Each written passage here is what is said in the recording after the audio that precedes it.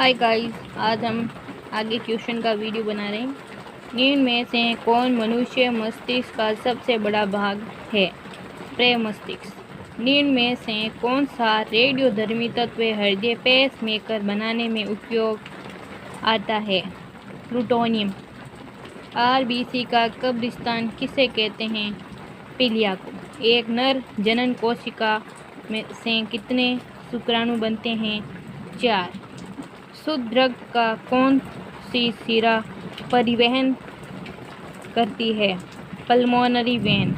RBC का जीवन काल होता है 120 दिन। एक अणु हीमोग्लोबिन कितने अणु ऑक्सीजन का परिवहन करता है? तो 4। वीडियो को लाइक, सब्सक्राइब, शेयर करें।